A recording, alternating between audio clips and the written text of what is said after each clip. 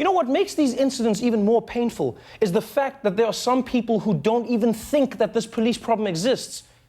Do you guys remember that catcalling video in New York City, right? The one where a woman walked around in New York for a day and over 100 men took that as an invitation to harass her. You remember that video?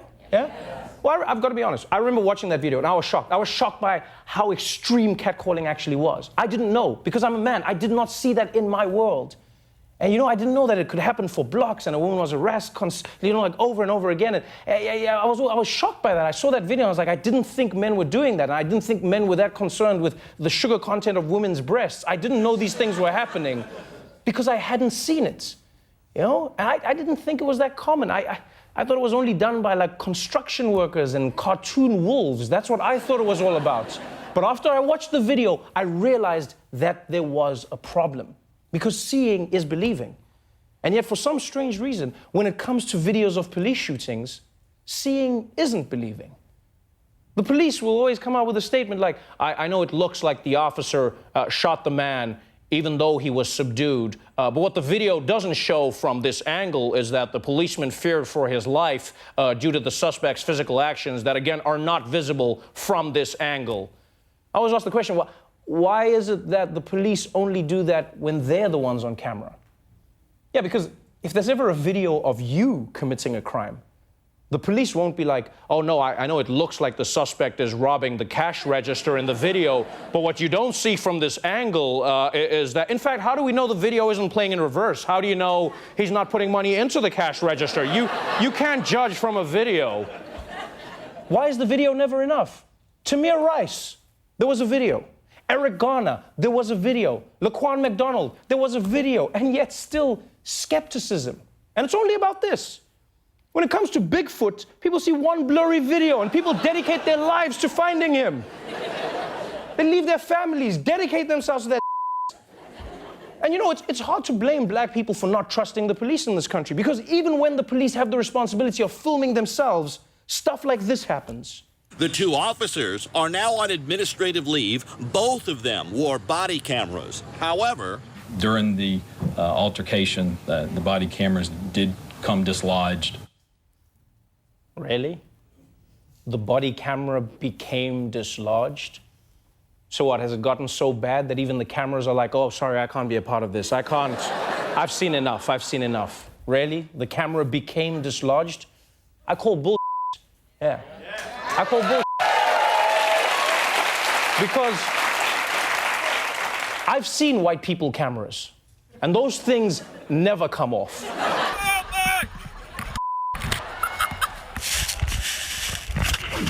Whoa! Whoa! Whoa! I'm alive! Yeah, it's a white people video when it ends with someone screaming, I'm alive! You know what pisses me off the most about this? I don't think there's a problem with the police, what some people say. I don't think there's a problem with the police. Black people are surely doing something. Maybe the black guy did something wrong. You can't deny the racism. At some point, you have to acknowledge it. In fact, think of this. Think of the most racist thing that people can call black people. Think of that, the most racist thing people say.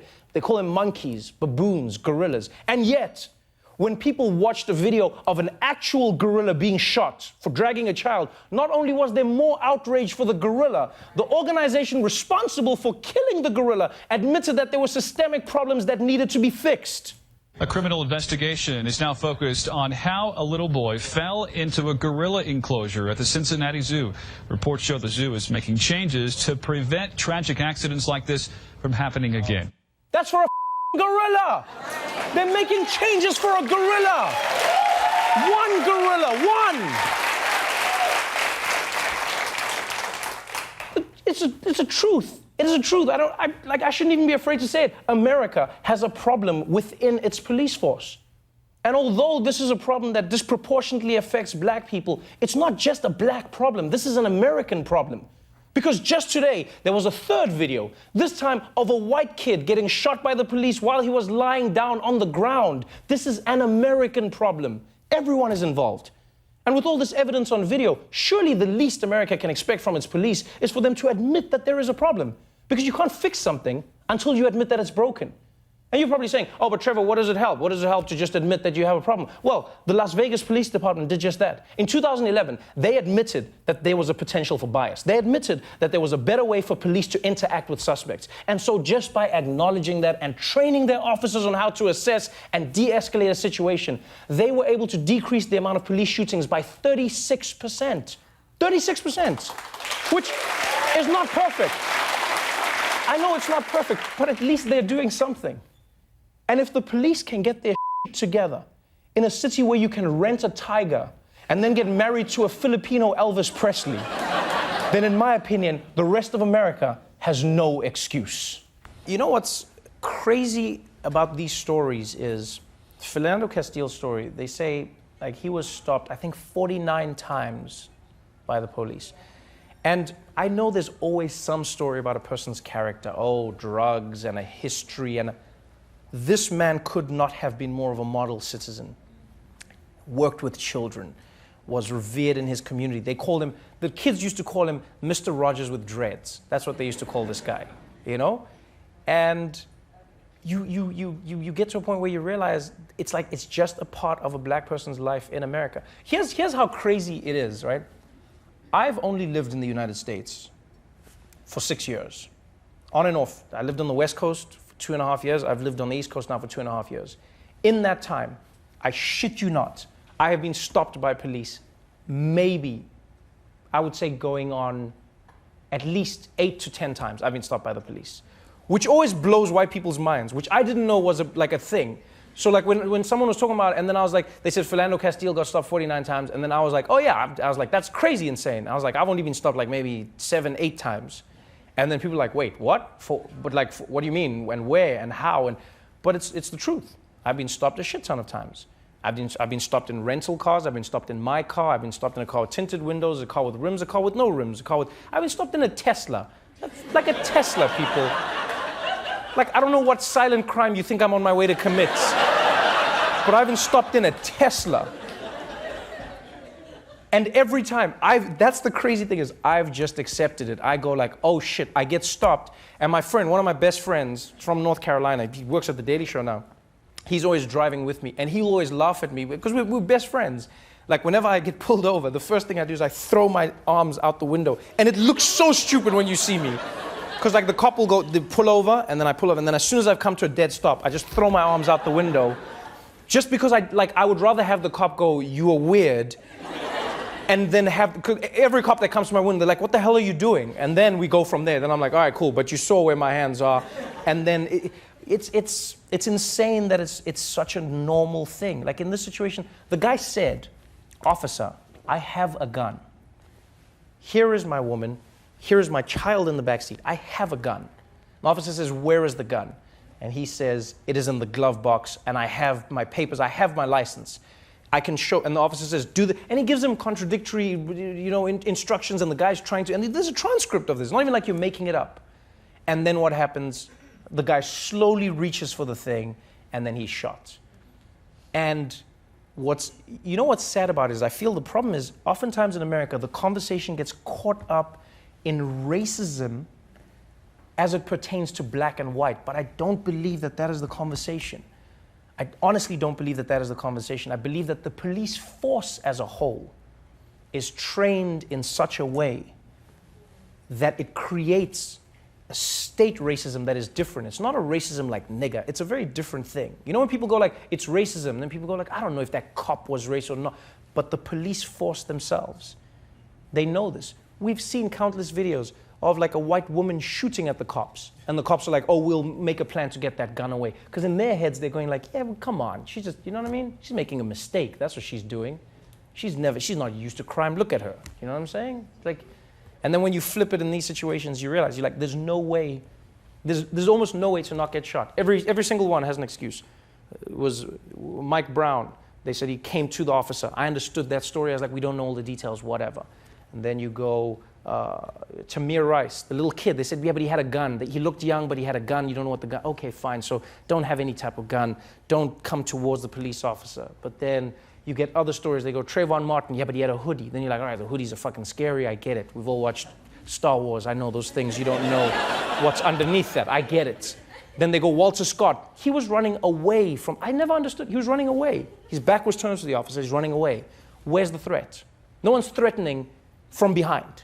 Do you know what I mean? Maybe a Kardashian, but no one else. And still. So, I mean, we'll keep talking about it. We'll keep, you know, as my mom always says, like, she goes like, in South Africa, we have a phrase, like, Xhosa people say, like, dinegile. It's when, it's a phrase that black women in South Africa use because they got so fed up with what was happening. They were like, I won't let this thing break me, and I'm fed up with it, but it won't define who I am as a person. Do you know what I mean? So it's like, that's what my mom would say. Now, she'd use it just about me being a shithead in the house and about the apartheid government, but still, that's the feeling I have now. Yesterday on the show, we spoke about the killing of Philando Castile, right? And the verdict that exonerated the police officer who shot him. And honestly, I thought that I felt all I could feel about this story until I got home and I watched a newly released video. And if you've already watched this video, you don't have to watch it again. I wouldn't say anyone has to watch this video, but if you haven't seen it, it is graphic, and you probably should watch it. And we're going to play it for you now. Authorities have released dashcam video revealing the chilling moments that led to a police officer shooting and killing Philando Castile during a traffic stop last year in Minnesota. The video comes just 4 days after a jury found the police officer not guilty of manslaughter. You have your license and insurance? Sir, I have to tell you, I do have a firearm on me. Don't reach for it then. Don't pull it out. Don't pull it out. You just killed my boy. He wasn't reaching. Don't pull it out. He wasn't. Don't move. Oh man, I can't. Oh my God. Don't move. Oh my God. Don't move. Oh my God, I'm shaking. Don't move. Don't move, baby. Code 3. Get the baby girl out of here. I won't lie to you, when I watched this video, it broke me. Like, it broke me. You see so many of these videos, and you start to get numb. But this one, seeing the child, that little girl, getting out of the car after watching a man get killed, it broke my heart into little pieces. Like, I thought of every joke people make about, oh, the most confusing day in the hood is Father's Day. People don't know where their parents are. Ha, black dads, black. That's a black dad that's gone. That's a child that grows up not knowing what it's like to have somebody in their life. Like, you watch that video, and you know what's the most painful thing is for years, people said that there's a simple solution to police shootings. Just give the police body cameras, film everything, then there'll be no question about what happened. Yeah, and black people have already taken that initiative, all right?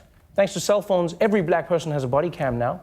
Black people have been saying for years, just give us an indictment, just an indictment. You know what, just get us in front of a jury, just in front of a jury of our peers, of our fellow citizens. We'll show them the video, the evidence, and then they will see it and justice will be served. And black people finally get there. And it's like, wait, what? Nothing? You hear the stories, but you watch that and forget race. Are we all watching the same video? The video where a law-abiding man followed the officer's instructions to the letter of the law and was killed regardless? People watched that video and then voted to acquit?